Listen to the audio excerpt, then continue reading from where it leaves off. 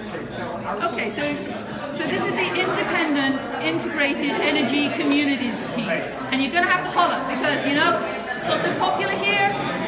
You're going to have to really shout. Right.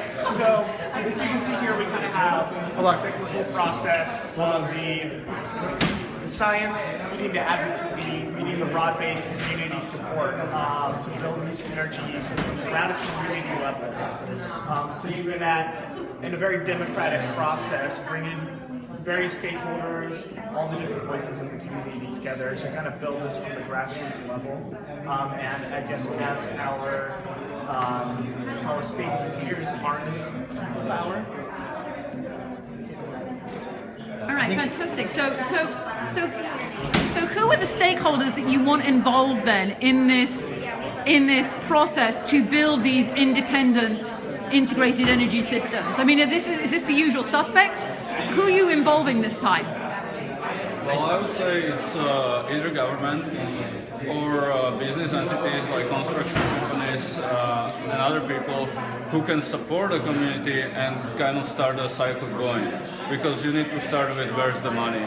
Okay, so it's money and it's the cities. And the cities, Who absolutely. else? But we also want to focus on the local communities, whether that be like villages or bigger urban settings, because we really want the people to take initiative and feel like they own a part, they're a part of the solution. So local non-profits who wouldn't normally kind of like get involved with R&D, with research and development. Or even community groups. Community groups, volunteers. Citizens also, we want everybody who lives in these communities to have a voice and voice what their concerns are, and then trying to find solutions that kind of speak to everybody's needs, rather than having the top-down approach where we tell you what you need, rather than we're going to have them tell us what they need. Okay, so you've basically got a co-design process where you're co-designing the independent energy systems that then these communities would be using.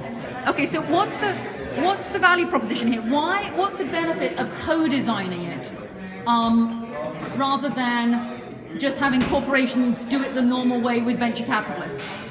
Well, it would be a triple win situation, ideally, because once you involve the communities that you're designing for, then you're getting their opinions and they're being heard. And we like to think that, you know, once you're heard and you get to contribute to the design of your own community, people will be happier.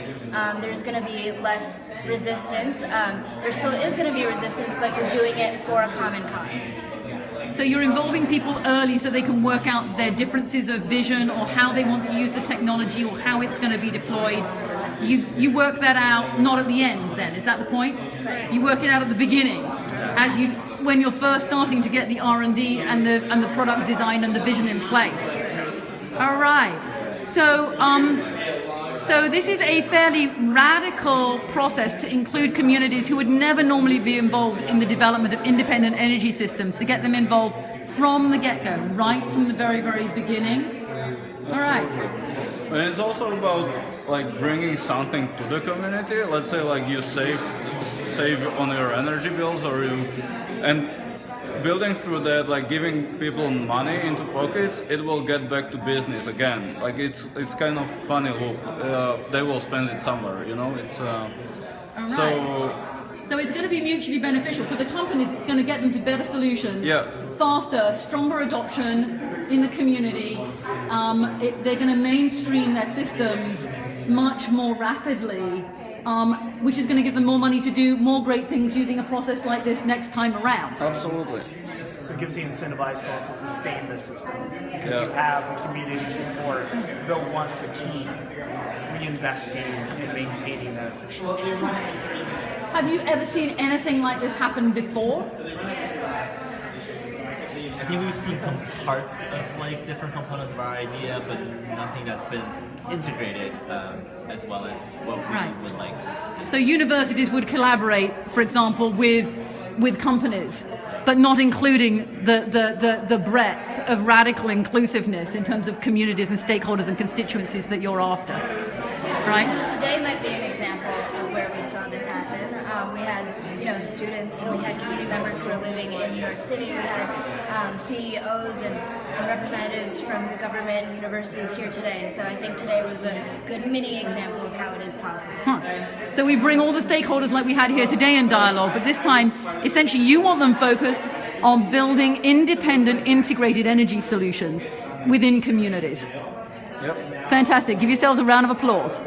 Yay!